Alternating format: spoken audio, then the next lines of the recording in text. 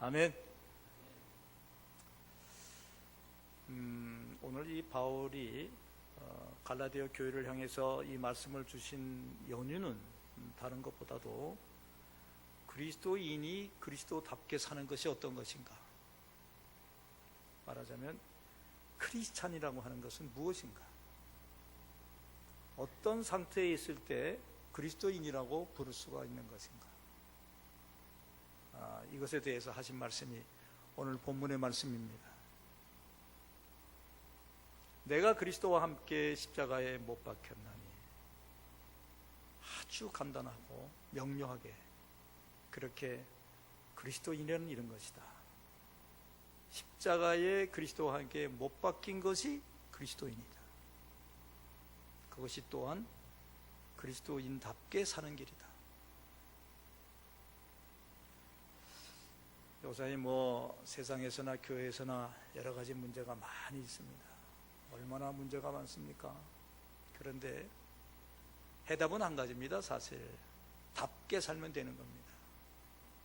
부모가 부모답게 살면 되는 것이고, 자식이 자식답게 살면 되는 것이고, 교사가 교사답게 살면 되는 것이고, 학생이 학생답게 살면 되는 것이고,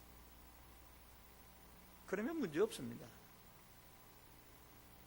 국민이 국민답게 사는 것이고, 정치하는 사람이 정치하는 사람답게 정치를 하면 되는 것이고, 예수 믿는 사람도 마찬가지입니다. 예수 믿는 사람이 예수 믿는 사람답게 살면 되는 것이고, 크리스찬으로서의 모습을 보이면서 그런 삶을 살면 아무 염려 없습니다. 여기 서 있는 목사는 목사답게, 성도님은 성도님답게, 장로님은 장로님답게 크리스찬으로서의 그 모습을 분명하게 하고 살면 무슨 문제가 있겠습니까? 왜냐하면 그것은 우리 주님이 가르쳐 주신 것이기 때문이에요. 결국 우리 주님이 가르쳐 주신 것을 우리가 도외시한다거나 믿지 않는다거나 그렇게 살지 않는다거나 하면 거기서 그리스도인 닮는 모든 모양은 없어지고, 세상 닮는 모습이라든지 아니면 자기를 닮는 모습이라든지 그런 것들만 남게 되는 것이죠. 오늘 바울 사도가 나도 이것에 대해서 깊이 생각했다. 정말 내가 그리스도를 따른다고 하는 것이 무엇인가, 예수의 사람이 된다고 하는 것이 무엇인가라고 생각할 때 나는 이렇게 생각한다. 예수와 함께 십자가에 못 박힌 것이 바로 그리스도인답게 사는 길이다. 예수님은 십자가에 못 박히셨을 때 옷 3개가 예수님을 박았어요. 팔을 벌리시고 못에 박히셨는데 한쪽 팔에 못 하나씩, 그리고 발을 포개서 못을 하나 박아서 그것을 3개의 못이라고 그럽니다. 못이 박혔을 때 주님은 그것이 형벌의 큰 도구로 못이 박혀서 돌아가시기도 했겠지만은, 그러나 못이 박혔기 때문에 주님은 굉장한 큰 인상을 남기셨어요. 십자가에 주님이 못 박히셔서 십자가와 주님은 떨어질래야 떨어질 수 없는 그런 관계가 되었습니다. 못이라고 하는 것은 형틀의 도구로도 사용되지만 또 하나의 큰 의미는 못을 박으면 뗄래야 뗄 수가 없는 것입니다. 떨어질래야 떨어질 수 없는 것이 못이라고 하는 도구입니다. 바울은 바로 이것을 말씀하시는 거예요. 내가 그리스도와 함께 십자가에 못 박혔다. 이제는 나를 뗄래야 뗄 수가 없다. 누구로부터? 예수로부터 나를 뗄래야 뗄 수가 없다. 그것이 바로 나다. 저는 여러분도 이런 고백을 할 수 있었으면 좋겠어요. 3개의 못이 박혔습니다. 3개의 못이 십자가에 박혔을 때 그 못의 진정한 의미는 무엇일까? 저는 첫 번째 못은 믿음의 못이라고 생각합니다. 예수님을 믿는 이 믿음을 누구가 나를 와서 뗄래야 뗄 수가 없다. 나의 이 믿음은 확실하다. 요즘에 제일 문제가 뭔지 아십니까? 믿음이 흔들거린다는 것이, 다른 믿음을 가진다는 것이, 다른 믿음을 바라본다는 것이, 교회 안에 여러 가지 이단이 들어와서 난동을 치고 심지어는 이단이 들어오면 뭐 어디다 고소하겠습니다 어쩝니다 팻말을 붙이고 그러는데 이단이 왜 들어오겠어요? 틈이 있으니까 들어오는 거예요. 그렇지 않습니까? 해보니까 되니까 들어오는 거예요. 아무리 큰 교회라도 허술한 교회다 생각하면 들어오는 거예요. 예수하고 딱 붙어 있으면 어떻게 들어오겠습니까? 이단이 어떻게 활개를 치겠습니까? 문제는 여기에 있어요. 우리가 십자가에 못 박힌 것처럼 믿음의 못으로 딱 예수님하고 박혀 있습니다. 누가 그것을 떼려야 뗄 수가 있겠습니까? 문제는 믿음. 오늘날도 여전히 우리들에게 요청되는 것은 당신은 어떤 믿음을 가지고 있는가? 히브리서 11장 6절에 이렇게 말합니다. 믿음이 없이는 하나님을 기쁘시게 못하나니 하나님께 나아가는 자는 하나님이 반드시 계신 것과 그가 자기에게 상 주시는 이심을 믿어야 할지니라. 믿음의 첫 번째 조건은 하나님이 계신다라고 하는 거예요. 하나님이 지금 나와 함께 계신다. 하나님이 지금 내 곁에서 나를 보고 계신다. 하나님이 지금 내 속에서 영적으로 나를 인도하고 계신다. 언제나 하나님과 함께하는 것, 그것이 믿음이에요. 하나님이 있느냐 없느냐 시시하게 이런 거 따지는 게 믿음이야. 뭐 하나님이 언제 계셨다고 언제는 없었는데 뭐 이런 얘기하는 거, 그리고 하나님을 통해서 누구에게 하나님의 그 증거가 나타났네? 이거 보는 게 아니에요. 하나님과 우리와 뗄래야 뗄 수 없는 관계 속에서 우리는 무엇을 믿느냐? 하나님 말씀을 믿으면 되는 거예요. 하나님 말씀만 믿으면 그것이 하나님과 뗄래야 뗄 수 없는 관계가 되는 거예요. 그러니까 여러분, 언제든지 무슨 일이 생겼거나 무슨 사건이 생겼을 때 누구에게 여쭤봐야 됩니까? 하나님께 여쭤봐요. 하나님, 이 일이 도대체 웬일입니까? 하나님, 왜 이런 일이 나한테 있는지 모르겠습니다. 그럴 때 어떻게 하나님 음성을 들을까요? 하나님 말씀을 펴보세요. 하나님 말씀 속에서 이미 다 말씀해 주셨습니다. 언제든지 하나님 말씀을 만날 수가 있어요. 그리고 그 하나님 말씀대로 믿으세요. 그 하나님 말씀대로 하세요. 그 하나님 말씀대로 사세요. 그 하나님 말씀대로 문제 해결을 하세요. 저도 세상에 살면서 원수를 많이 만났습니다. 정말 원수예요. 지긋지긋해요. 분명히 저쪽이 잘못했어요. 내가 생각해도 아무리 내가 나를 낮추고 생각해도 저쪽이 잘못했어요. 나는 억울해. 그러나 성경은 아무리 억울해도 원수를 사랑하라고 그래요. 아무리 억울해도 하나님 말씀은 무엇인가? 그 말씀을 보세요. 사랑하라고. 그러면 어떻게 해야 됩니까? 여러분, 거기서 주저하지 말고 나는 하나님 말씀대로 하겠습니다. 하면 뗄래야 뗄 수 없는 관계가 되는 거예요. 그렇지 않고 하나님 믿노라고 하면서 말씀을 보니까 말씀은 나하고 정말 달라. 말씀은 이거는 도무지 가당치가 않아. 합리적이 아니야. 이런 생각을 하면서 말씀대로 하지 않고 내 뜻대로 하면, 그러면 어떻게 돼요? 주님과 나는 떨어져. 그리고 어디에 속하게 돼요? 세상에 속하. 사랑하는 여러분, 여러분이 크리스찬이라면 이제는 우리 주님과 뗄래야 뗄 수 없는 그런 관계가 되시기를 바랍니다. 그것의 첫 번째는 하나님 말씀과 뗄래야 뗄 수 없는 그런 관계가 되시기를 바랍니다. 그 말씀을 믿으시고 그 말씀대로 사시고 우리 주님과 딱 하나가 돼서 믿음으로 하나가 딱 되면 어떤 것도 우리를 뗄래야 뗄 수가 없습니다. 하나님 말씀은 살았고 운동력이 있어서 자외의 날성건같이 찌르고 쪼개고 하면서 우리를 깨닫게 하시고, 또 뿐만 아니라 말씀의 검을 가지고 무엇이든지 이길 수 있도록 하나님께서 우리에게 하셨다. 할렐루야. 사랑하는 여러분, 언제나 믿음의 못으로 나를 딱 십자가에 못 박아서 절대로 변하지 않는 믿음으로 승리하시기를 간절히 축원합니다. 두 번째는 사랑의 모습. 하나님이 우리에게 가르쳐 준 것은 사랑이에요.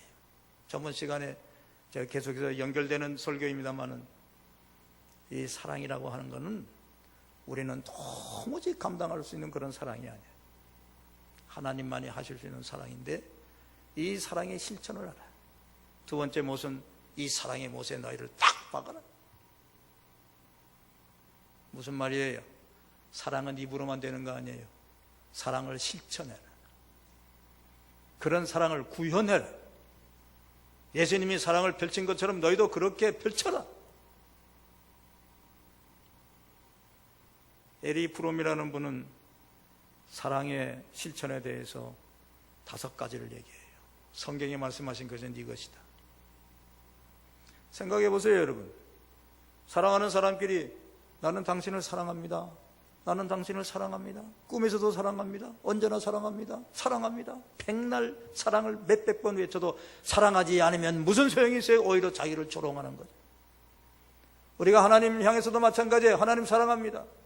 하나님 사랑합니다. 그러면서 하나도 하나님 사랑하는 징표가 안 나타나면 하나님이 뭐라고 그랬어요? 집어쳐라. 그런 사람. 에리 프롬은 이렇게 말해요. 정말 사랑의 그 놀라운 의미가 우리를 통해서 드러나기 위해서는 이 5가지가 있는가를 한번 점검해봐라. 첫째로 사랑하는 관계라고 한다면 끊임없이 관심을 가져야 된다.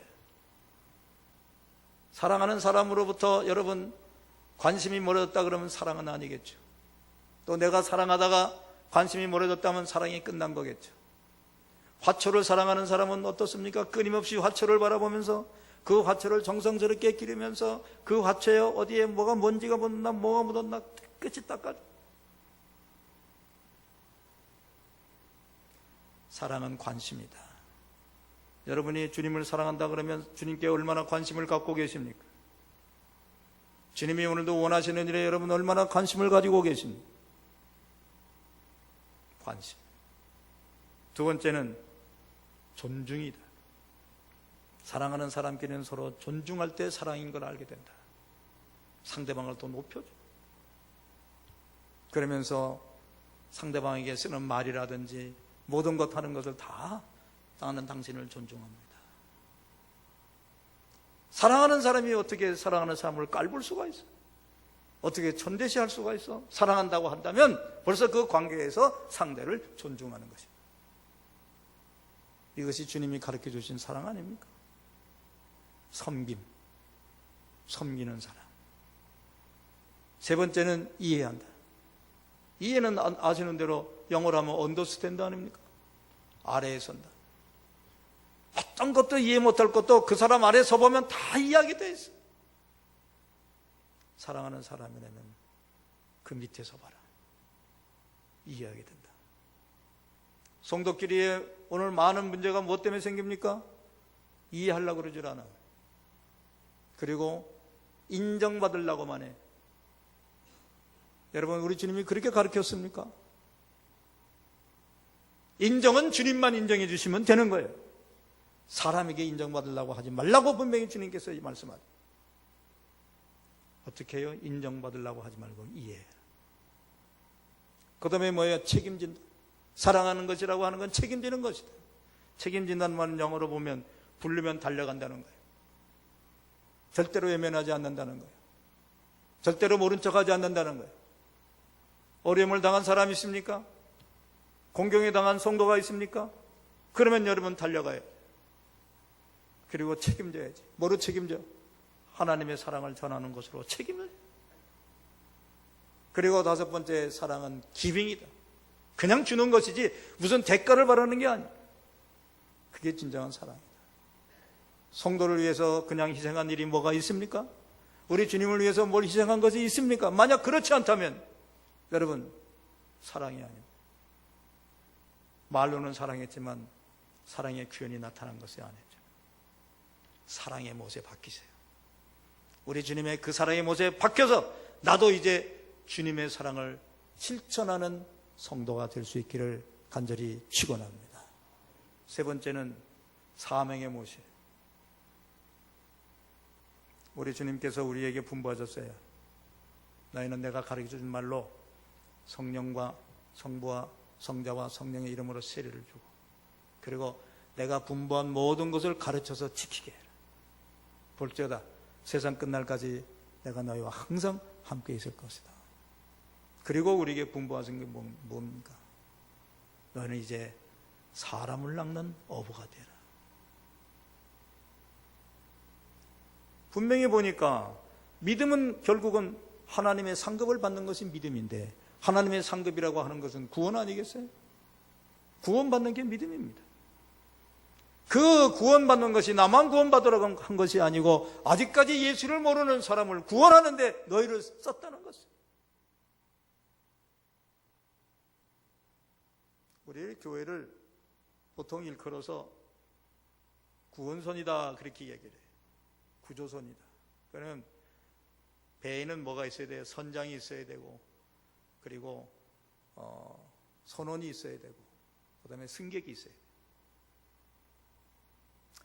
많은 사람이 착각하는 것 중에 하나가, 배가 움직여지는 것은 선장 때문에 움직여진다, 아니면 그 기관실에서 일하시는 그 기술자들, 능력자들, 그런 사람들이 배를 움직인다, 그렇게 이야기를.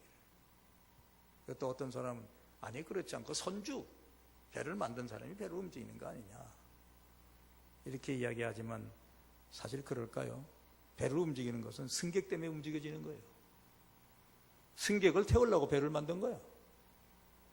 승객을 태우려고 선장을 부려서 선장을 통해 가지고 배를 움직이게 하는 거예요. 교회의 머리 대신 우리 주님은 선장이나 마찬가지세요. 교회를 움직이셔요. 우리 성도는 누굴까요? 능력받은 사람들이에요. 주님으로부터 은혜 받은 사람들이에요. 이미 우리는 능력자가 되었어요. 어떤 분들은 은사를 많이 받아서, 어떤 분들은 그 은사를 사용하시는 분들도 계세요. 결국 이 교회는 그렇게 은사받은 자들과 우리 주님과, 그래서 교회가 이루어지면서 무엇 때문에 배가 움직여져야 될까요? 우리 배 밖에 있는 승객들을 위해서 움직여져야 돼요. 우리들은 이제부터 무엇을 위해서 살아야 되냐면, 이 교회 밖에 있는 사람들을 교회 안으로 들어오게 하도록, 구원선 안으로 들어오게 하는데 사명을 다해야 될 것이에요. 왜냐하면 초점이 거기에 있어요. 그래서 주님께서 너희는 이제는 이 세대가 악한 세대인 줄 알고 어쩌든지 많은 사람을 구원해야 할 것이다. 그것이 바로 내가 말하는 것이다.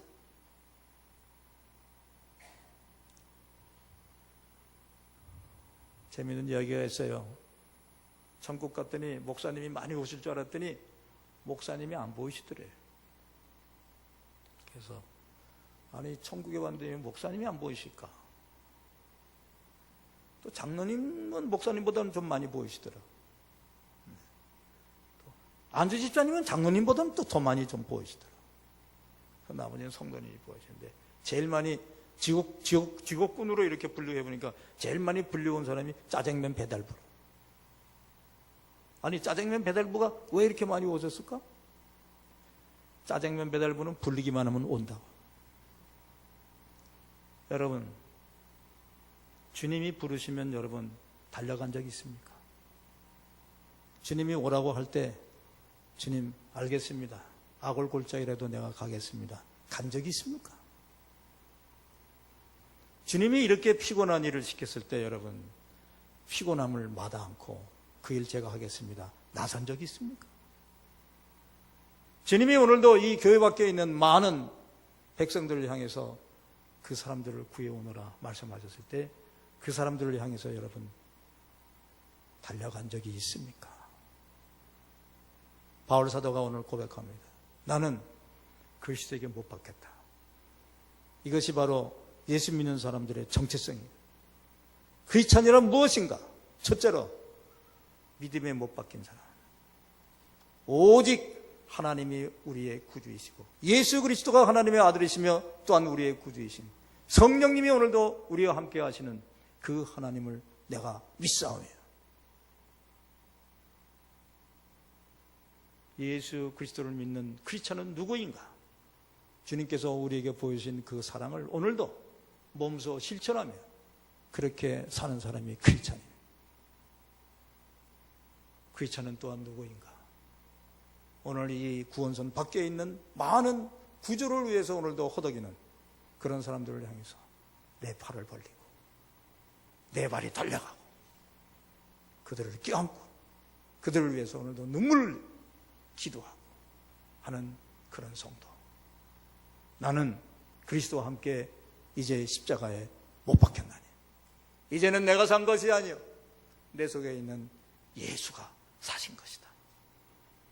오늘 크리스찬의 정체성이 무엇인가? 만만치 않습니다. 우리가 그냥 예수 믿는다 이래서 크리스찬이라고 부르지 않습니다. 당신은 이 세 가지 못에 박혔는가?